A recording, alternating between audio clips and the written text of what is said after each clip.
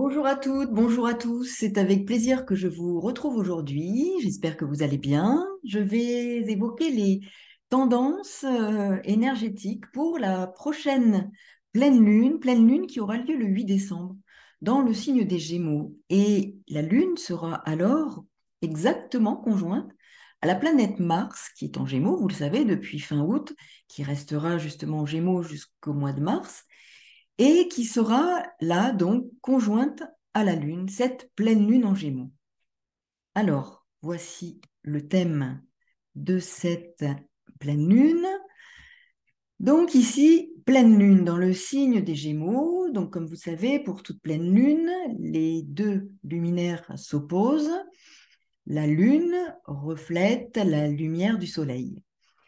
Nous avons ici la Lune qui est conjointe, donc exactement à 16 degrés du Gémeaux, conjointe à Mars, qui a entamé sa phase de rétrogradation, alors que Mars était au 25e degré du signe des Gémeaux. Et il va rétrograder jusqu'au 8e degré, donc pour repartir ensuite en phase directe. Mais là, Mars, donc rétrograde, est conjoint à la Lune, ici dans ce signe des Gémeaux, donc sous la maîtrise de Mercure, qui est ici en Capricorne. Pleine lune, donc, dans cet axe Sagittaire-Gémeaux, l'axe de la communication, des déplacements. Le Sagittaire peut parler aussi du sport, hein, nous sommes en période mondiale, peut parler aussi de législation et aussi de migration. Nous avons le maître du Soleil qui se trouve ici, Jupiter, qui se trouve en poisson. Donc, migration, mouvement à travers les eaux, déplacement. Donc, toutes ces questions-là peuvent là aussi connaître un moment, un point d'orgue, un point de culmination qui peut générer des tensions, des réactions, une réactivité. Et il faudra être prudent. N'oublions pas que là, en revanche, Saturne est au trigone de cette pleine lune, donc il pourra nous proposer de la modération, mais aussi avec ce Saturne ici en Verseau et Pluton en Capricorne où se trouve Mercure, il pourrait y avoir aussi du contrôle de la répression. En tout cas, c'est un temps fort et il faudra être vigilant. Alors, cette pleine lune, donc qui aura lieu dans le signe des Gémeaux à 5h08 heure de Paris, 4h08 en temps universel, est un moment où les émotions, le besoin d'avancer, d'aller de l'avant peuvent, si nous savons bien canaliser ces mouvements-là, être productifs. Activité, réactivité sous la maîtrise de Mercure en Capricorne. Donc, il y a du sérieux, de la rigueur, de l'organisation. Et potentiellement, cela peut être effectivement plutôt des atouts. Mais attention à possiblement aussi un excès de rigueur, de contrôle, qui pourrait venir soit d'une part permettre de contrôler des mouvements émotionnels, des communications, imposer un cadre législatif trop ferme qui empêcherait l'expression de ce que l'on, de nos aspirations, de nos souhaits, de notre pensée, dans cet axe de la pensée hein, aussi, Sagittaire, Gémeaux, et en même temps qui nous propose ce Capricorne de contrôler, de conserver notre calme, notre contrôle en toutes circonstances, afin de ne pas nous laisser déborder par nos émotions, emporter, tromper par des erreurs d'appréciation ou de jugement. Parce que vous voyez ici, nous avons quand même Jupiter conjoint Neptune dans ce signe des Poissons, qui est au carré de Mercure, donc erreur de jugement, erreur d'appréciation, emballement, emportement émotionnel pris par des aspirations. Alors, bien entendu, nous pourrions être mus par des aspirations élevées, mais en même temps, de nous demander là d'une maîtrise, d'un contrôle pour ne pas nous emballer et nous laisser emporter par une trop forte réactivité. Toujours est-il que ça peut aussi signifier une forme de répression de la parole, de la pensée, des aspirations. Donc, soyons vigilants à ces différents mouvements potentiels pour cette pleine lune. Il faudra savoir prendre du recul pour ne pas faire d'erreurs qui pourraient avoir des conséquences pour l'aboutissement notamment de nos projets, pour l'aboutissement ou la réalisation de nos aspirations. Donc, n'oublions pas que Mercure est ici en Capricorne. Donc, notre pensée est appelée aussi à se structurer. Notre communication aussi doit se structurer. Mars est rétrograde en Gémeaux et il nous demande aussi. Saturne, lui, y contribue également. Regardez, un beau trigone. Donc, plutôt que de surfer, je dirais, sur l'énergie du contrôle, de l'excès de contrôle, ce qui pourrait être intéressant, c'est d'utiliser plutôt le levier de la structuration pour nous, pas d'un excès de maîtrise, mais d'une maîtrise pondérée qui nous permet de travailler à la structuration de nos projets, de notre pensée, de notre parole, afin d'accéder à ces aspirations ou de mettre en pratique nos aspirations dans un projet. Cette communication sera importante et à travailler. Donc, la concentration, la méthode pour faire naître et grandir notre projet. Cette place, justement, de Mars rétrograde en Gémeaux, nous demande d'être aussi potentiellement économe et prévoyant, ne pas dilapider nos énergies. L'argent est une énergie. Il peut s'agir de freins à la consommation, par exemple, alors que Vénus est au carré de Jupiter et nous donne envie de quelques excès en la matière. Vénus est en Sagittaire. Il peut y avoir des excès aussi. Donc, prudence s'impose. Il va falloir travailler au long terme, à la pérennisation. La ténacité dans nos objectifs sera nécessaire. Les besoins que vous aurez seront peut-être confrontés à la restriction, à l'autorité, à la fermeté d'un pouvoir qui freinera nos élans. La frustration sera probablement très présente. N'oublions pas que le maître de cette pleine lune, Mercure, est en Capricorne. Saturne en Verseau qui peut contrôler, qui peut vouloir maîtriser. Pluton est toujours en Capricorne. Le contrôle, la maîtrise via le pouvoir. Donc, il s'agira d'intégrer la notion de temps pour nous et plutôt de travailler à cette notion-là. Non pas de sentiment de frustration, mais d'intégrer la notion de temps pour construire sur de nouvelles bases, pour non pas renoncer, mais travailler sur de nouvelles bases. Uranus en Taureau, sur la refonte de certaines valeurs, même si ces aspirations sont élevées, bien comprendre que nous avons à travailler, chacun d'entre nous, à la refonte de certaines valeurs. Et il ne faudrait pas se laisser prendre comme des enfants, être infantilisé. La lune est en Gémeaux. Ne pas se faire prendre à ce jeu de frustration qui peut être agité devant nous, frustration matérielle, alors que l'on doit élever le débat intérieur, débat émotionnel, débat mental pour comprendre le chemin de l'élévation personnelle, de la spiritualité indiquée par ce soleil en Sagittaire, dont le maître Jupiter est conjoint à Neptune en Poisson. Il s'agit bien de travailler avec ces énergies les plus élevées qui nous demandent d'œuvrer à notre évolution personnelle, à notre développement, en élevant notre débat intérieur. Donc, comme j'ai pu le dire dans la précédente vidéo sur cette nouvelle lune qui portait la graine en terre pour ce travail-là, durant cette lunaison. Il sera nécessaire de ne pas laisser aller nos pensées vers toutes sortes de négativités, de peur, Mercure est en Capricorne, d'insécurité, qui pourraient être agitées par ces frustrations matérielles.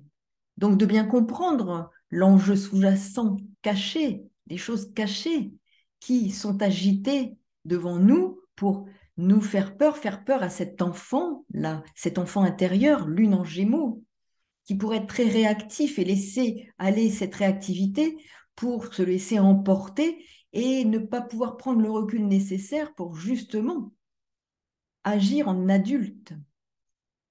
Ne pas se laisser prendre au jeu de ces négativités qui nous éloignent du chemin. Cet axe de la pensée activé par cette lunaison, nous demande d'élever nos pensées vers la lumière et non pas de nous angoisser, d'avoir peur. Mercure est en Capricorne, je le répète, maître de cette pleine lune. Il ne s'agit pas de nourrir des peurs infantiles. Dégageons-nous de certains effets toxiques. Jupiter, Neptune en Poisson. Effets toxiques de la vie matérielle, tout en étant dans ce monde pour y vivre des moyens, notamment d'évolution à travers le concret de tous les jours. Et vous voyez ici, Jupiter, Neptune au carré de Vénus. Donc, des aspirations, mais aussi la vie, je dirais, matérielle, qui est représentée par Vénus, planète maîtresse du Taureau, où se trouve Uranus. Changeons notre façon, bouleversons notre façon de considérer notre vie matérielle, non pas comme un véritable objectif, mais comme un support à notre transformation. Transformons nos façons de penser qui sont importantes parce qu'aujourd'hui, cet axe de la communication nous demande de revoir notre façon de considérer notre communication, notre façon de penser, mais pas seulement. Donc, nous voyons ici qu'il y a un enjeu important et qui va concrètement se matérialiser à travers des situations. Je parle bien ici de politique, avec politique migratoire, législation, avec ce Jupiter, maître du Soleil, dans cet axe Sagittaire-Gémeaux, la communication, les échanges, ne pas se laisser prendre au jeu d'une manipulation de nos émotions et de cet enfant intérieur. Vénus en Sagittaire, au carré de Jupiter, excès possible, excès de confiance, qui vient renforcer cet excès possible avec Mars, Lune conjoint. Mais cette confiance ne doit pas être bâtie sur des sables mouvants, mais construire ce que nous projetons dans quelque domaine que ce soit, avec la notion de temps, de maîtrise, le recul, la prise de hauteur. Mercure en Capricorne, alors qu'il est le maître de cette pleine lune, peut mettre en avant effectivement des peurs et une forme d'insécurité. Peur du manque, par exemple. Pluton est toujours en Capricorne, manipulation des acteurs du pouvoir afin d'agiter le drapeau de la peur et du manque, de l'insécurité. Nous pourrions nous sentir en insécurité parce que des acteurs du pouvoir agissent dans ce sens-là pour impacter cet enfant intérieur et le faire réagir, surréagir, mais comme on le souhaite.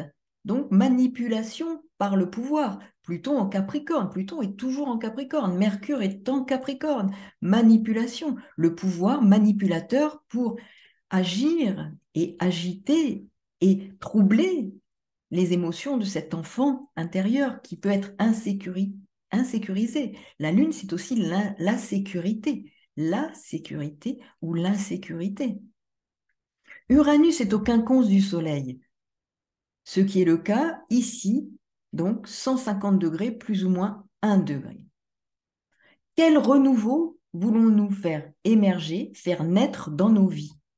Hésitation pour engager véritablement le renouveau dans nos vies?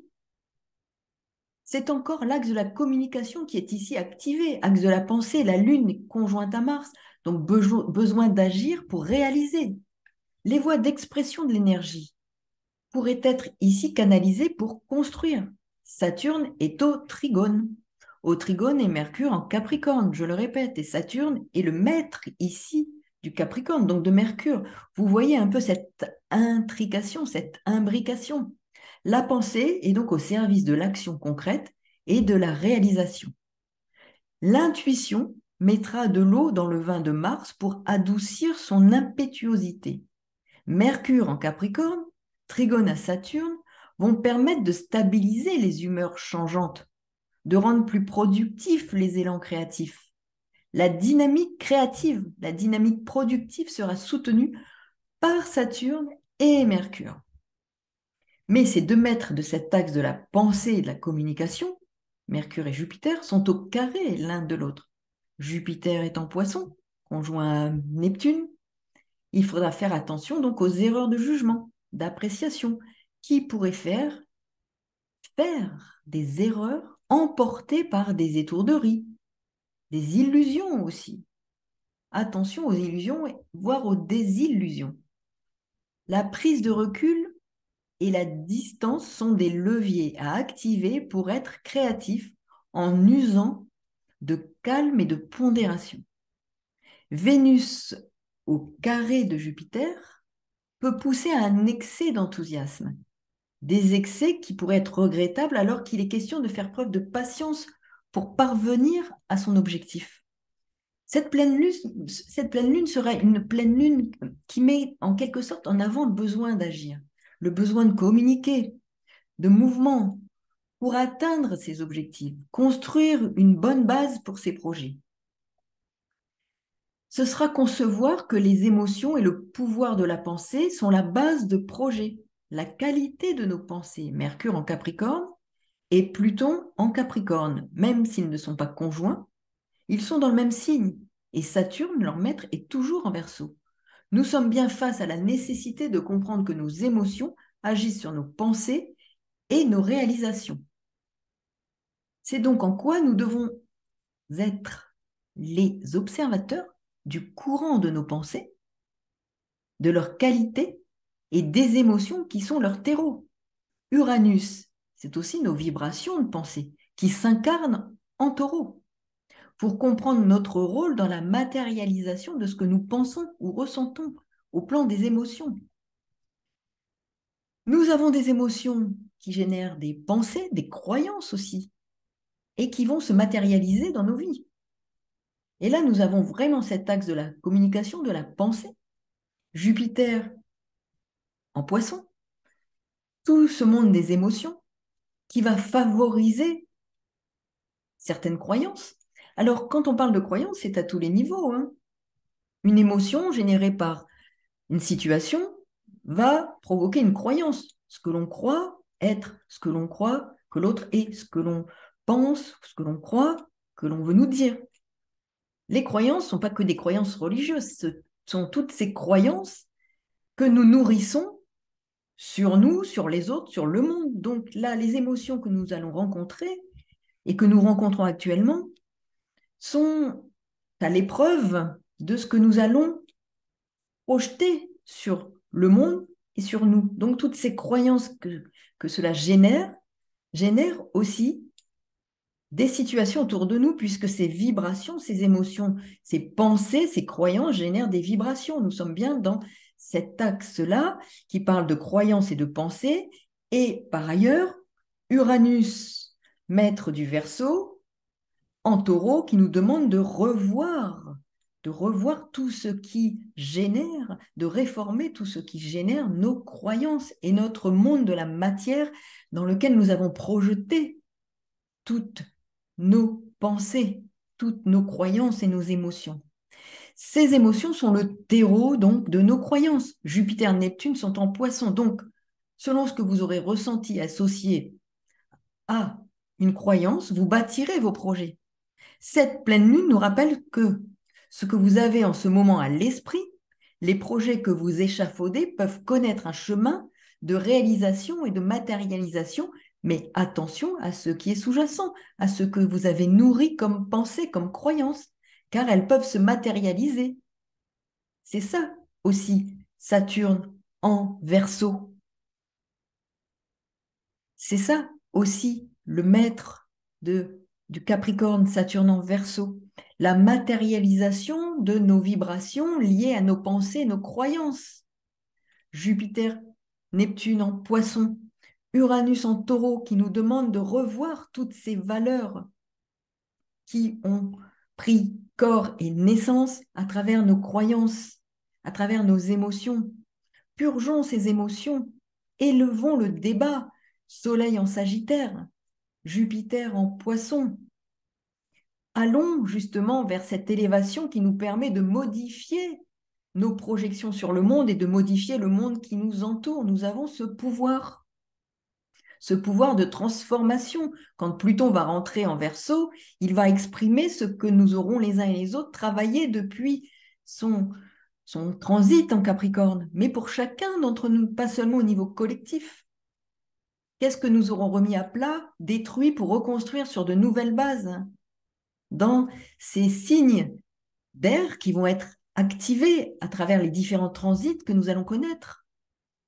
Soyez en quelque sorte les créateurs, les co-créateurs du monde qui arrive à travers des transformations. Pensée, communication, pensée, émotion. Nous avons en main les outils pour cette transformation. Soyons en quelque sorte acteurs du processus de pensée afin d'identifier ce qui est à transformer en nous. Pour nous en libérer, qu'est-ce que nous devons abandonner? Et Saturne, quand Saturne rentrera en Poisson, il nous parle bien de ce que nous allons avoir à abandonner de ce passé, faire le bilan pour abandonner, pour nous inscrire dans ce monde nouveau qui est en construction, après une destruction indispensable. Cette lunaison nous demande de prendre cette place, quelque part, de l'élève, du disciple, pour intégrer un enseignement. Cette pleine lune met l'accent sur ce que nous devons faire germer, éclore, pour parvenir à une réalisation et surtout ne pas aller trop vite, ne pas se précipiter, construire sur des bases solides. Donc, profitez bien de cette pleine lune pour prendre conscience du travail que vous devez engager, qui a dû potentiellement avoir des éléments aussi de commencement à la nouvelle lune et surtout, bon travail de pleine lune. À très bientôt et merci pour tous vos messages. Bonne continuation à tous et je vous remercie pour vos félicitations régulières. Au revoir.